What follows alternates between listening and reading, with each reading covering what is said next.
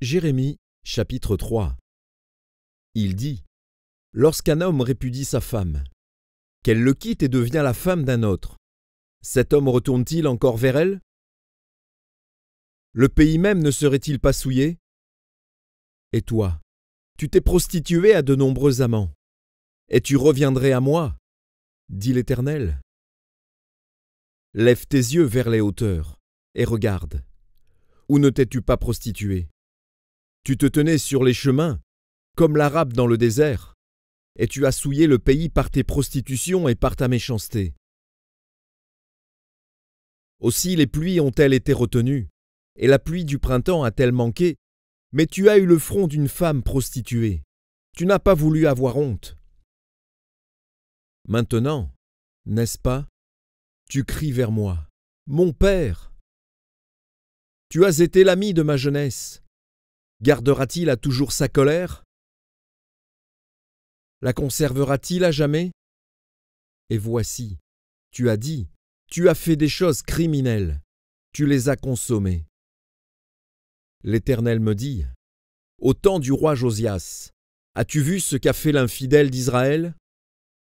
Elle est allée sur toute montagne élevée et sous tout arbre vert, et là elle s'est prostituée. Je disais : Après avoir fait toutes ces choses, elle reviendra à moi. Mais elle n'est pas revenue. Et sa sœur, la perfide Juda, en a été témoin.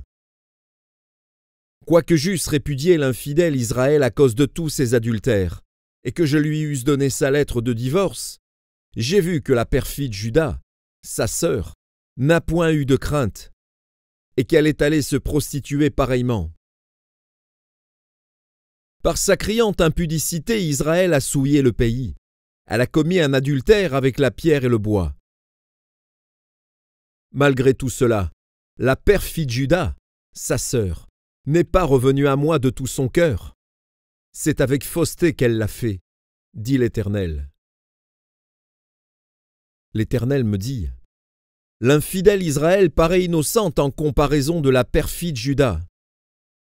Va, crie ces paroles vers le septentrion, et dis : Reviens, infidèle Israël, dit l'Éternel.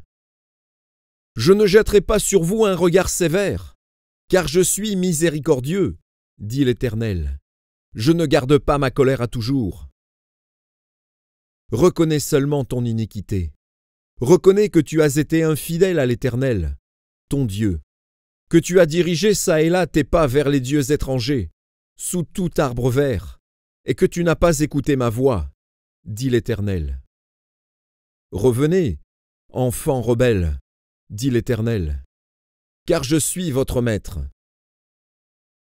Je vous prendrai, un d'une ville, deux d'une famille, et je vous ramènerai dans Sion. Je vous donnerai des bergers selon mon cœur, et ils vous paîtront avec intelligence et avec sagesse.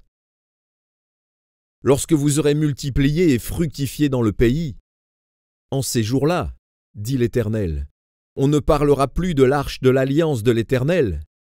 Elle ne viendra plus à la pensée. On ne se rappellera plus, on ne s'apercevra plus de son absence, et l'on n'en fera point une autre. En ce temps-là, on appellera Jérusalem le trône de l'Éternel.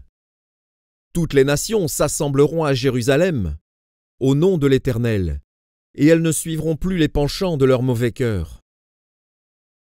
En ces jours, la maison de Juda marchera avec la maison d'Israël. Elles viendront ensemble du pays du septentrion au pays dont j'ai donné la possession à vos pères. Je disais : Comment te mettrais-je parmi mes enfants, et te donnerais-je un pays de délices, un héritage, le plus bel ornement des nations?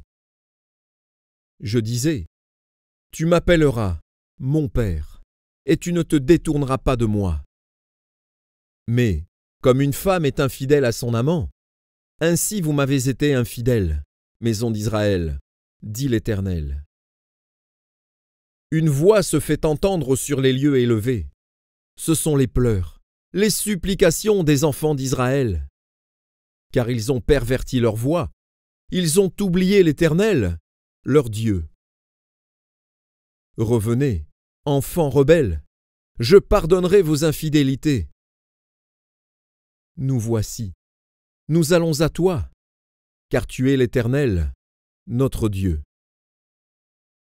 Oui, le bruit qui vient des collines et des montagnes n'est que mensonge. Oui, c'est en l'Éternel, notre Dieu, qu'est le salut d'Israël.